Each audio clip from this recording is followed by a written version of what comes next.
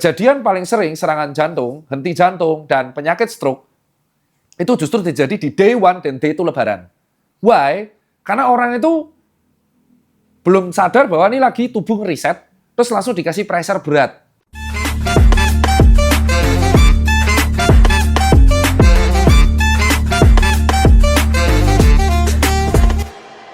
Oke, assalamualaikum warahmatullahi wabarakatuh. Masih dengan saya Tirta Citot di konten Mitos Fakta.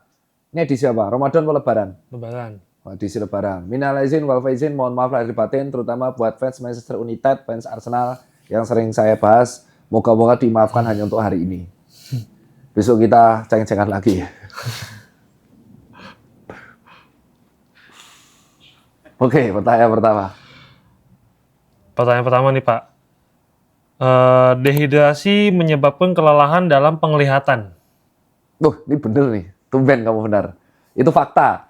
Dehidrasi atau kekurangan cairan itu bisa menyebabkan banyak hal. Ya. Dan ketika dehidrasi kita kekurangan cairan, itu pasti tekanan darah akan menurun, beban kerja jantung akan meningkat. Terus lama-kelamaan nanti kekurangan elektrolit dari natrium, kalium, dan akhirnya ketidakseimbangan elektrolit itu membuat kita jadi terhuyung-huyung.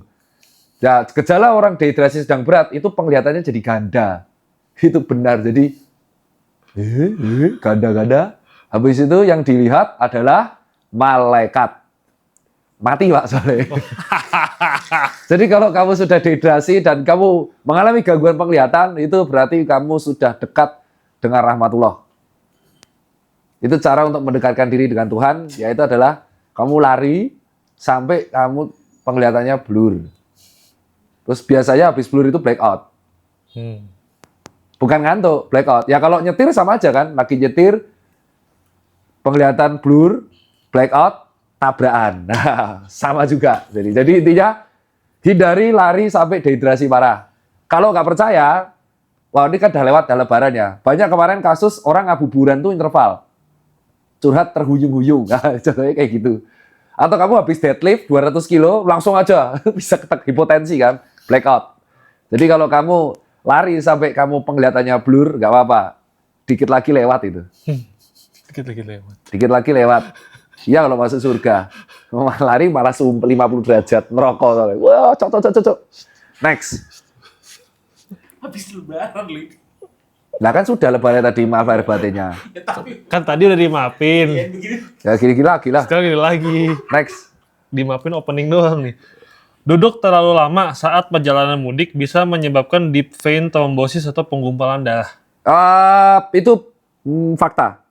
Tapi lebih sering DVT ini, deep vein thrombosis ini terjadi ketika penerbangan jarak jauh. Karena di penerbangan jarak jauh itu kan kita menjauhi inti bumi, terus jauh banget dari mana? Dari permukaan bumi. Terus kan kita nggak ngapa-ngapain. Kalau di mobil kita masih enak, karena kita bisa jalan-jalan, di kereta bisa jalan-jalan, di mobil jalan-jalan auto vertigo, dan di mobil itu sering mampir ke tempat rest area. Nah kalau di pesawat kamu mampir rest area mana Mas? Rest area, terjun payung Mas.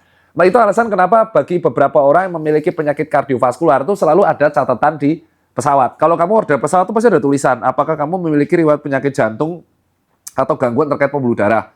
Karena biasanya orang-orang yang memiliki gangguan pembuluh darah, contohnya ibu-ibu hamil itu rentan banget mengalami DVT karena dia ada janin, sehingga tekanan darah naik, cairan tubuh akan meningkat. Kalau dia duduk terlalu lama, kaki bisa bengkak. Nah ini alasan kenapa ada jasanya, tahu? Compression socks, kaos kaki kompresi, itu biasa dipakai sama orang-orang yang penerbangnya di atas 7 jam, sehingga dia tidak mengalami udem atau pembengkakan pada kaki bagian bawah. Terutama bagi orang yang ada riwayat gagal jantung kiri atau hipertensi, sehingga bisa meminimalisir penumpukan cairan di bagian kaki. Nah, itu contohnya.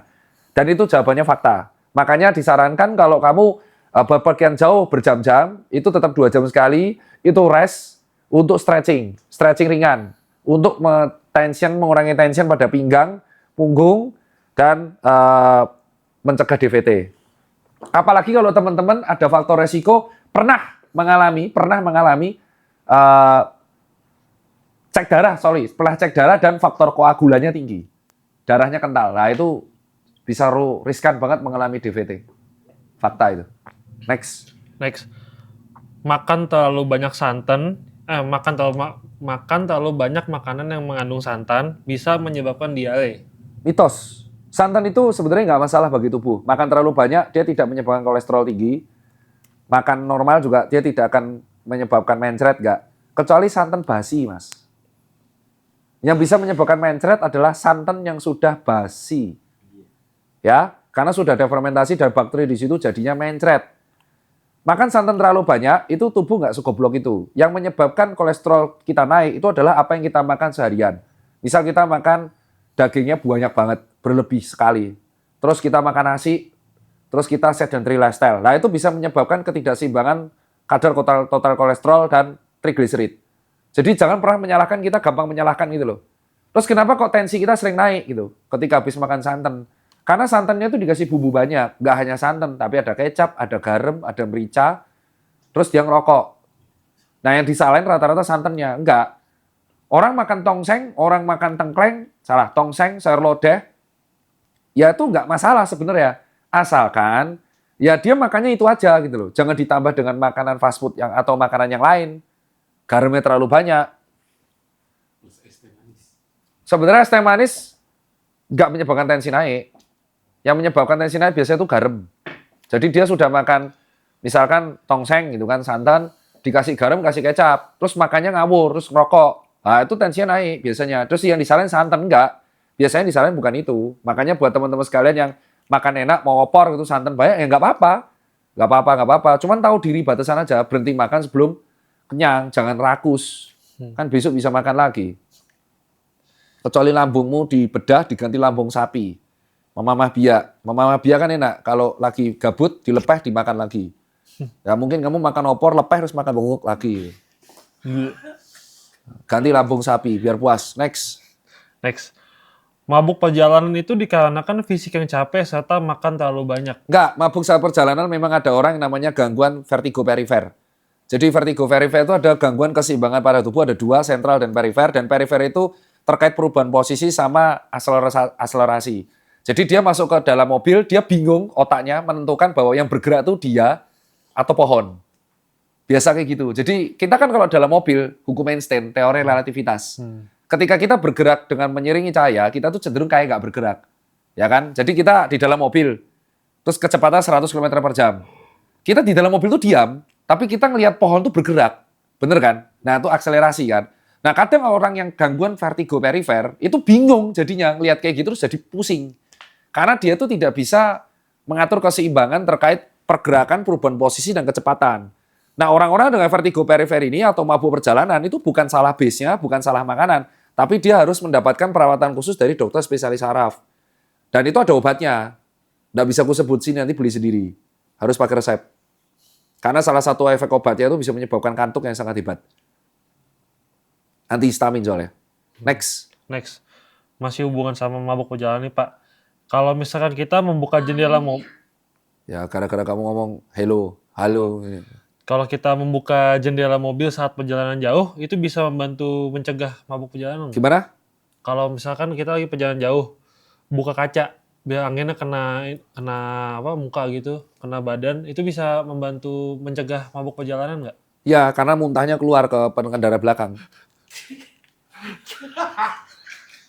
Jadi kayak anjing lu belakang. Mitos ya jawabannya. Satu-satunya cara untuk membuat orang yang mabuk perjalanan atau vertigo perifer itu bukan dengan membuka kaca. Tapi ya dengan meminum obat-obatan khusus yang diberikan oleh dokter spesialis saraf. Dan itu dokter puskesmas juga bisa ngasih. Vertigo perifer itu tuh adalah kompetensi dokter umum 4A. Jadi harusnya teman-teman tuh nggak usah takut dan ke dokter puskesmas saja. Jadi buat teman-teman yang mau mudik naik mobil, ya ke puskesmas terdekat aja. Saya ada gejala vertigo perifer. Saya ada mabuk perjalanan, setelah nonton podcast Dr. Tirta, bisa nggak diperiksa, saya minta obat supaya mencegah mabuk, itu dikasih, pasti dikasih, dokter umum itu pasti ngasih. Bukan kamu buka jendela, itu kayak anjing, Cuk. Sekalian julurin lidah. Goblok. Keluar tuh. Next. Konsumsi. Terus kalau di kereta gimana? Kau buka jendela, ada argoldier hilang pala ya. Ada yang kencing. Goblok, kok idiot. Terus kalau di pesawat mabuk gimana? Buka jendela, hilang pala kena turbin. Goblok. Idiot. Terus next ya. Konsumsi air hangat bisa mencegah rasa perut begah. Ini nih sebenarnya mitos. Tapi air hangat itu membuat rasa nyaman ketika masuk kerongkongan. Jadi ketika air suhu berapapun masuk ke lambung, itu suhu jadi normal. Karena di dalam lambung itu kamu makan sekotor apapun sudah ada asam lambung dan mekanisme di dalam lambung yang luar biasa yang bisa menstabilkan suhu makanan apa dan minuman yang masuk. Cuman suhu makanan dan minuman hangat kayak sup hangat, teh hangat, air hangat itu akan membuat kerongkongan kalian jadi stabil dan menimbulkan efek rasa nyaman. Nah, efek rasa nyaman ini sangat menguntungkan kita ketika kita fisiknya dalam kondisi tidak fit. Paham? Ketika demam dikasih sup bawang. Ketika kamu nyeri telan dikasihnya teh hangat. Itu membuat rasa nyaman. Makanya disarankan sama dokter SPTAT, kalau kamu lagi sakit, minum air hangat atau makan makanan hangat untuk menimbulkan rasa nyamannya. Itu betul jawabannya. Makanya mitosnya itu adalah membuat lambungnya, tapi kalau kamu menimbulkan rasa nyaman itu betul. Maka ini mitos yang nggak akan kubantah biasanya. Karena tetap aku menyarankan, yang dibantah itu adalah terkait dengan lambungnya. Tetapi mitos ini masih berguna buat orang-orang yang mengalami nyeri telan atau demam atau gangguan pencernaan sehingga menimbulkan efek rasa nyaman di kerongkongannya. Ngantuk dia. Kayaknya mati cepet itu. Next. Badan ngerasa tidak segar setelah bangun tidur di pagi hari. Itu tandanya faktor masih kurang jam istirahat atau ada indikasi kesehatan tertentu? Jawabannya yang kedua, indikasi kesehatan tertentu. Bangun tidur itu yang dikatakan tidur berkualitas, bangun tidur itu kamu segar. Segar sekali, sangat segar. Jadi tidak ada rasa mengantuk lagi, tidak lemas, tidak letih, tidak lesu, dan hanya dehidrasi. Ketika kamu bangun masih ada kantung mata, tidur, kamu masih rasa ngantuk, tidak puas tidur, itu berarti ada gangguan kesehatan. Misalkan kamu ngorok ada sleep apnea. Kedua, over fatigue, biasanya kerjaan terlalu berat atau olahraga yang terlalu berat. Ketiga, bisa jadi terjadi gangguan pernafasan. Keempat, bisa terjadi gangguan jantung, vaskular. Atau kelima, gangguan cycle pada otak. Nah, ini harus dicek. Makanya ada yang namanya EEG, brain EEG sama pengecekan sleep. Atau kalau kamu pengen bagus, ya kamu bisa beli smartwatch yang bisa ngecek kualitas tidurmu. Kualitas tidur yang baik itu tercermin dari HRV, heart rate variability dan rest HR.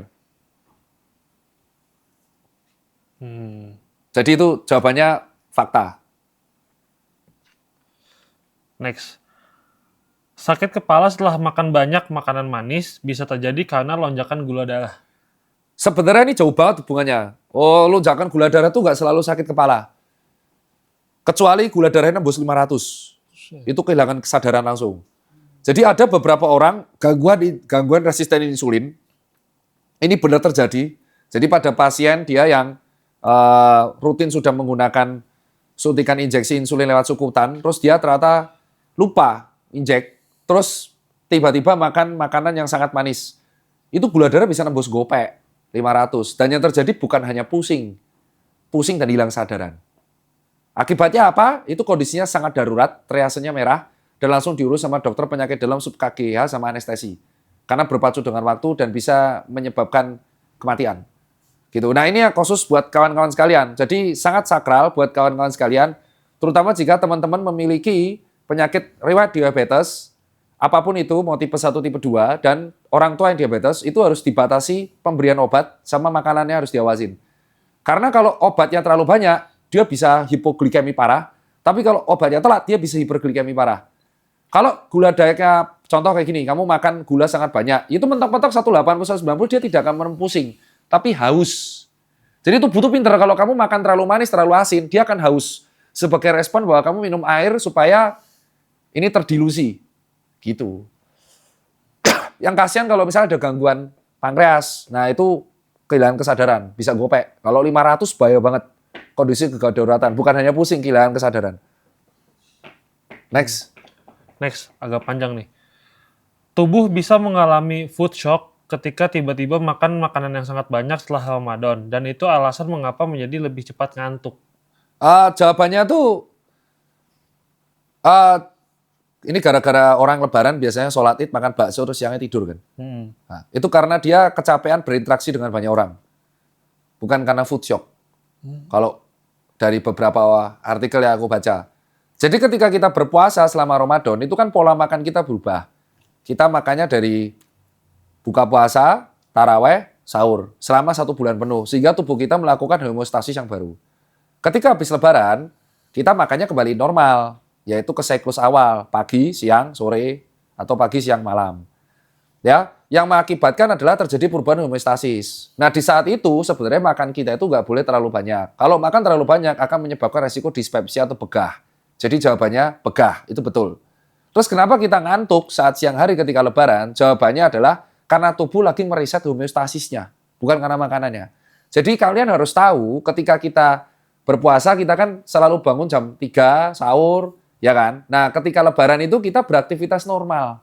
Untuk pertama kali kita nggak sahur.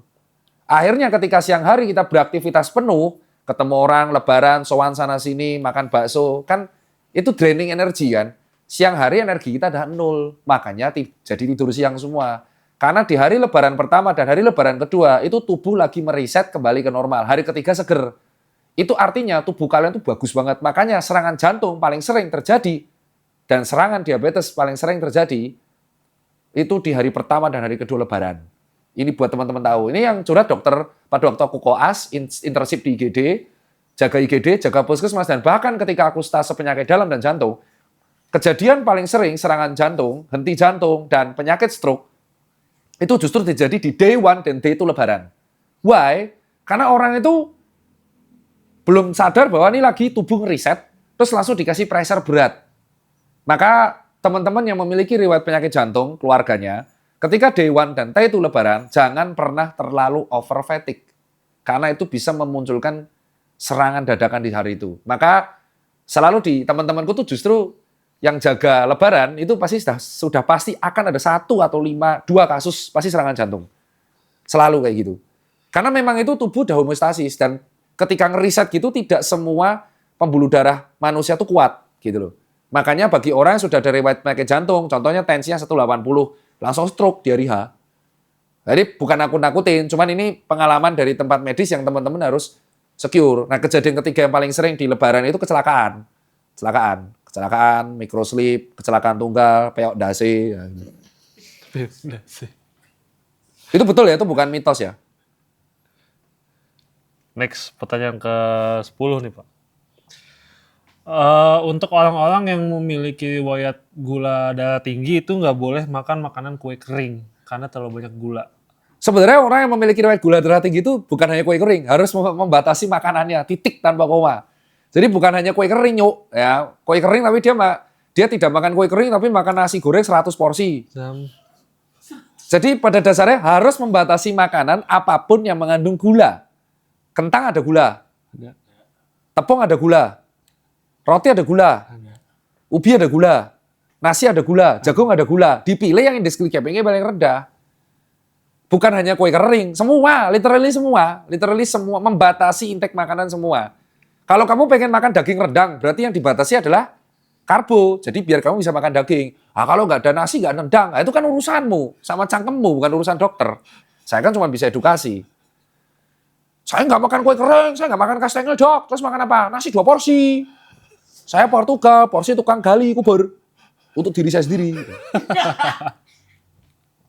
Jadi itu buat kawan-kawan di-secure. Jangan pernah menyalahkan makanan. Yang harus dikontrol adalah cangkemmu. Gitu loh, cangkem, mulut, rasa nafsu makan. Ada lagi? Next. Tidur dalam posisi duduk terlalu lama bisa menyebabkan nyeri punggung dan perubahan struktur tulang. Jawabannya fakta, itu terjadi di saya. Saya tuh kan sering banget bepergian naik pesawat. Jakarta Jogja bisa tiap minggu sekali. Itu tiap jam. Ya, cuma 1,5 jam. Yang sakit erectus spinalis. Otot di situ sering sprain. Jadi orang yang tidur dalam posisi tidak anatomis, jadi tidak dalam posisi tiduran yang netral, tulang belakangnya, itu akan memberikan beban berlebihan pada hip dan lumbal. Maka efek sampingnya adalah ototnya akan sprain, ligamen sprain, baru nanti efek terakhirnya adalah HNP. Hernia nucleus pulposus atau saraf kejepit di lumbal 5 dan 4 paling sering di situ. Kalau sacrum kan nggak ada ininya. Lumbal 5 dan 4 adalah kondisi tersering bagi orang yang sering duduk terlalu lama. Saraf kejepitnya di situ. Jadi tolong kalau di pesawat ya tiap 2 jam kamu ke toilet untuk stretching. Justru di pesawat saya tuh nggak sakit. Saya nyerinya malah akibat olahraga biasanya. Itu aja kalau dari saya. Sekali lagi buat yang merayakan Lebaran bagi keluarga, selamat merayakan. Jangan lupa istirahat yang cukup, terus makan yang cukup, olahraga. Kalau bisa sempatkan olahraga, misalkan habis sholat id, push up. Ya siapa tahu kan, habis sholat id disuruh Dr. Tirta push up. Jadi salaman, sudah mas, salaman. Viral dibikin. Benar, habis sholat id, push up. Habis salaman dengan keluarga, squat. Tidur siang, bangun tidur siang, makan bakso, pull up. Loh kenapa kok gini? Dokter kita yang ngajarin, biar kalori terbakar dan kita bisa memasukkan semakin banyak opor. Push up kan membakar 200 kcal. Push up 30 kali 200 kcal. Push up 60 kali 400 kcal. 400 kcal 2 porsi nasi opor. Jadi kamu pikir, pengen makan 2 porsi nasi opor. 1, 2, 3, 4, 40, makan. Loh, beneran, bukan addicted, itu fakta, ya kan? Lagi di rest area, gabut, stretching. Rest area, gabut, push up. Rest area, gabut, dorong mobil. Jadi keluar, dorong, ini di depan, apa? Saya mau dorong ke pom bensin. Bukan kok, enggak, disuruh dokter Rita olahraga. High rock ini, saya mau dorong mobil saya sendiri ke sana. 50 meter. Nanti kalau ada anak muda tiba-tiba mendorong mobilnya, arahan saya itu. Ke rumah saudara lari gitu. Nah, misalkan ke rumah saudara, mudik biasanya kan 1 literan 5 kilo. Ya kan? Lari. Pakai biar masa ingat, setiap kamu push up makan opor 1 porsi. Push up 40 kali 1 porsi nasi opor. Squat 30 kali porsi 1 porsi nasi opor. Nah, bayangin kalau kamu squatnya 100 kali. Udah bisa makan opor 2 porsi. Seimbang. Hidup atletis, jiwa sehat, spiritual sehat. Otak sehat. Agama jalan, fisik jalan. Atletis. Kalau perlu, Jakarta-Bandung lari ultra. Pakai sepeda loh. Lari. 22 jam. Kayak Apa lebaran? Jakarta-Bandung 170 kilo. Lari. Jogja-Solo. Lari 60 kilo. Ultra, maraton. Jakarta Banyuwangi, Bentang Jawa tuh. Bentang sepeda. Jawa 1.500 kilo. Siapa tahu loh. Siapa tahu loh. Siapa tahu. Saya pengen mudik mas. Jogja-Solo. Nah, jarak cuma 55. Lari ultra maraton. Menyambut hari yang fitri dengan cara ultra maraton. Nah, paginya sholat id, keliling keluarga. Hari kedua lebaran, ultra maraton. Langsung makan nasi opor 10 porsi bebas.